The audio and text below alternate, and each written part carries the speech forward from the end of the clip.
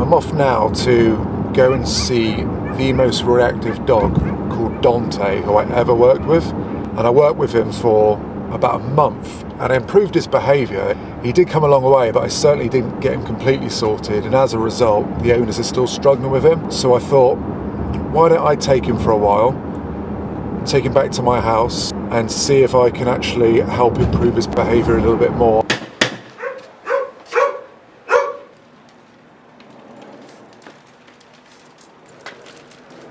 up some bad habits since I was last there. No. Jesus. Oh God, you're a pest. Good boy. As he walked out the door then, it was like he'd forgotten everything I've taught him. So it's going to be like starting from the beginning with him, I think.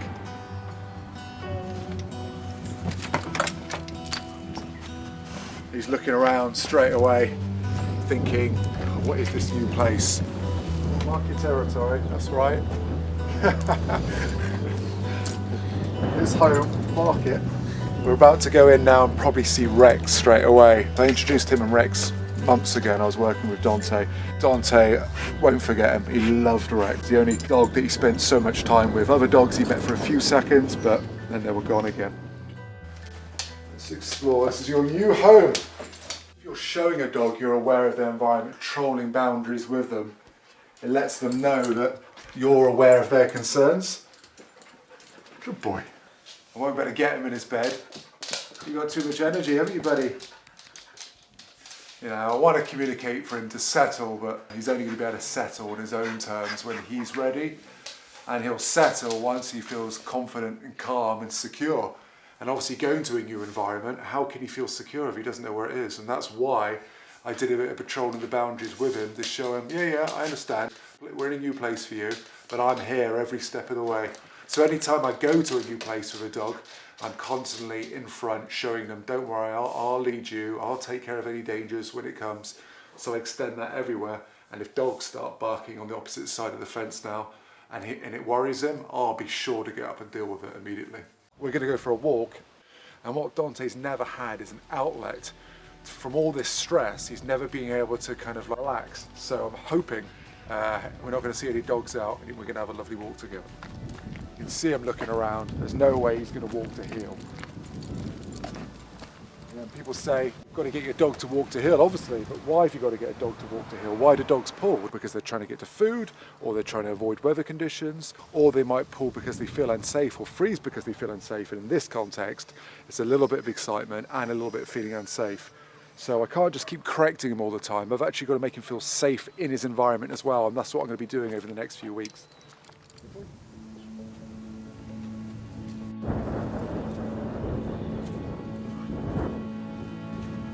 When I go on these walks, I can feel the stress disappearing. So I'm hoping the same is happening to him. Going from busy London, cars, joggers, just absolute loud noise, going to the point where you go for a long walk and you don't even see a dog or see a person. That's so good to reset yourself. And then once all the stress disappears, it's back into slightly more trickier areas, like introducing him to dogs again. And how's he looking now? So we've been walking for how long and how's he looking? 25 minutes, 30 minutes. If we stop, he starts whining. So a lot of times people say, my dog is fine if I'm walking about, but if I sit at a cafe, for example, he barks and goes crazy at other dogs. Well, when you're walking and moving, that's already getting rid of stress levels. Like if somebody was following you, you're taking action, you're moving, you can keep the stress down. But if you're just waiting for the person to come to you, then the stress is only going to go up.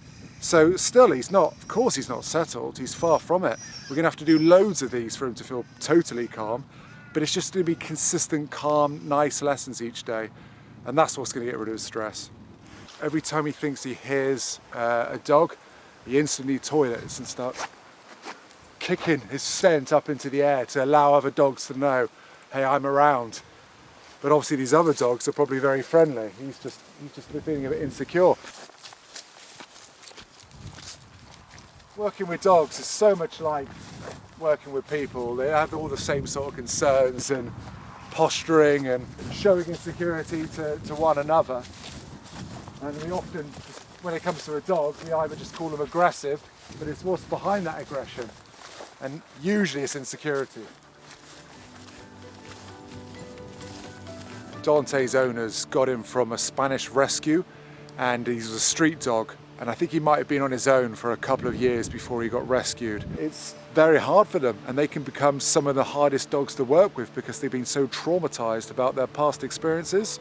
And there's so many lovely people out there who are doing these amazing things and wanting to rescue dogs. So I want to help these owners. I want to help you and everybody else who's getting these dogs and finding things hard to better their lives, because if their lives are good, you're going to have a good life too. If you're watching this and you've got a severely reactive dog, confidence is key. Every day you go out, try and make the dog more confident you as a leader. Every day you go out, try and make the dog feel more confident in its environment. Every day you go out, try and make the dog more confident in what it should be doing. And that's what we're going to be trying to do with Dante. And I'm desperate to help him. Oh, dog running up to us now. What have I got? Running up, panicking.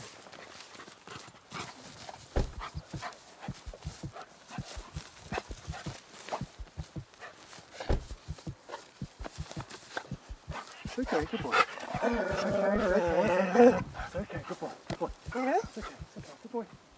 There we go, good boy. It's okay, it's okay. Sorry, he just hasn't come back. He's clearly very friendly, but yeah, this one's, it's okay, good boy. Good boy. I'll walk round this way. Thank you so much. Sorry about that. No, don't worry. Good boy, it's okay. So you picked him up? What, like that was... Oh my God. There's nothing wrong with picking dogs up in context. It's not something you want to get in the habit of doing all the time. But some people say to you, oh, you should never pick a dog up. Well, in what context? If I pick up a dog up and stop it getting eaten, then that's a brilliant thing to do. But some people, no, don't pick a dog up, you'll make it worse. No, he already thinks it's pretty bad. Can't always just get in front or move away, freeze, or you can't always choose flight. So I had to choose a different version of freeze by picking him up and trying to avoid the situation. I'm letting him get away with putting in front because he's feeling a little bit insecure and he can't quite help himself. So I'm allowing Dante to have a little bit of freedom to get rid of that excess stress that he's got. And once he's settled in with me for a few days, then I'm going to say, right, Dante, let's make this very clear now. It is me who's leading this whole way. And the more boundaries I show him, we've got another dog coming now. Okay, good boy. It's okay, it's okay. It's okay, it's okay, it's okay. It's okay, it's okay, it's okay. Good boy, it's okay, it's okay. There you go, it's okay. So how long have you had him? 3 hours. Oh. Your dog is perfect for this because the body language of your dog is making this one more confident. He's a handsome dog. Dante, no. That's too much. That's too much. You would say it looks like they're excited. It looks like he's excited. He just wants to say hello. Well, you can see that dog's reading the language. That dog's reading the language. So no. That's a little bit too scary for me. Yeah. So we can misinterpret their language, but watch how that one's interacting. It's clear as anything. Actually, I think I'll jump into Daddy's arms here. Just relax. Relax. It's okay. Alright, well, I'll leave you to it. Thank you so much. All right, take care. Bye. Come on, Dante. There we go. I love that walking off. That walking off, slightly gentle rather than that pulling away. Toileting there, and then kick them. Yeah. Let's make a point. We just saw a dog. Yes, you saw it. I know. Go on then.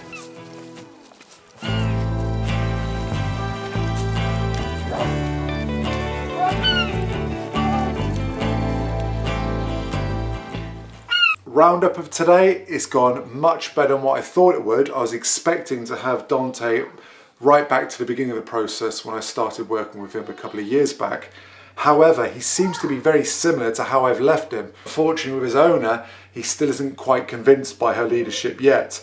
So what I'm hoping to do is, over the next few weeks, totally build his confidence in his environment so he won't panic.